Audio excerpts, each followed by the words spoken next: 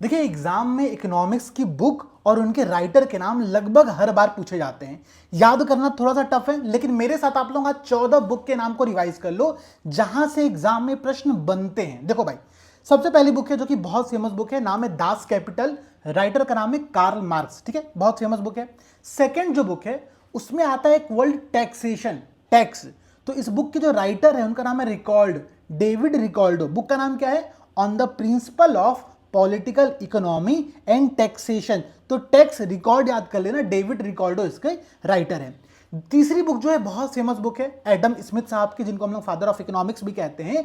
उनकी बुक का नाम है द वेल्थ ऑफ नेशंस। ठीक है, the wealth of nations and inquiry into the nature and cause of the wealth of nation, ये पूरी बुक है। इस पर एग्जाम में 2 बार प्रश्न पूछा गया है। ठीक है, जो आपकी चौथी बुक है उसका नाम है फाउंडेशन ऑफ इकोनॉमिक एनालिसिस। ठीक है, तो एनालिसिस कौन कर रहा है? सैमुअल्सन साहब कर रहे हैं, पॉल ए सैमुअल्सन साहब एनालिसिस कर रहे हैं किसकी? तो फाउंडेशन ऑफ इकोनॉमिक एनालिसिस की।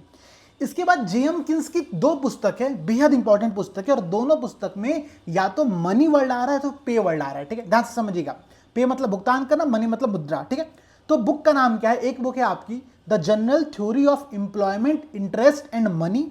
इसके बाद जो दूसरी बुक है उनका नाम है हाउ टू पे फॉर द वार। ठीक है, पे और मनी अगर ये 2 शब्द आ रहा है तो किन्स महोदय आप लोगों को टिक करना है। इसके बाद है an essay on the nature and significance. Significance शब्द किसके, इसके राइटर कौन है?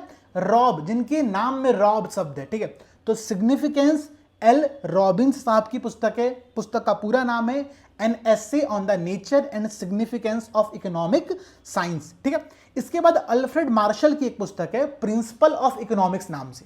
ठीक है, अच्छा भाई, गुन्नार मिल्डल बहुत फेमस व्यक्ति रहे हैं। ठीक है, हमारे योजना में भी उनका बहुत भूमिका रहा है। उनकी 3 प्रमुख पुस्तकें हैं और ये तीनों पुस्तक पिछले 3 एग्जाम में लगातार पूछी गई है। ठीक है, एक पुस्तक का नाम है economic theory and underdeveloped region. Underdeveloped, ठीक है, भारत चूंकि विकास करने के एज में अभी जा रहा है, तो अंडर डेवलप्ड रीजन पर उन्होंने एक पुस्तक लिखी है गुन्नार मिल्डल साहब की। ठीक है, इसके बाद उनकी एक पुस्तक है जो कि एशिया के थे, तो Asian drama and inquiry into the poverty of nations, दूसरी पुस्तक हो गई इनकी। इनकी जो तीसरी पुस्तक है उसका नाम है the challenge of world poverty, इसमें भी पॉवर्टी शब्द है। तो ये 3 पुस्तक आप लोगों को ध्यान में रखनी है, एक है अंडर डेवलप्ड रीजन के लिए, एक है एशियन ड्रामा के लिए, और एक है the challenge of world poverty को लेकर के। ठीक है, इसके बाद जो पुस्तक आती है वो है strategy of economic development. Strategy की बात कर रहा है, कौन बना रहा है स्ट्रेटजी? तो हर्षमैन साहब बना रहे हैं। ठीक है, उनका पूरा नाम है अल्बर्ट ओ हिर्शमैन साहब। ठीक है, अच्छा भाई, अब देखो strategic factor in economic development, Nicholas Kaldor साहब की पुस्तक है। अभी हमने क्या देखा था इससे पहले? हिर्समैन साहब की पुस्तक थी, उसका नाम देखा था हमने the strategy of economic development, strategy थी इकोनॉमिक डेवलपमेंट की। जो काल्डोर साहब की पुस्तक है उसका नाम है strategic factor in economic development. ये दोनों पुस्तक 2024 की परीक्षा में पूछा गया है। ठीक है, ध्यान रखिएगा। इसके बाद सबसे फेमस और पुरानी पुस्तक है, उसका नाम है रोमेश चंद्र दत्त की पुस्तक है।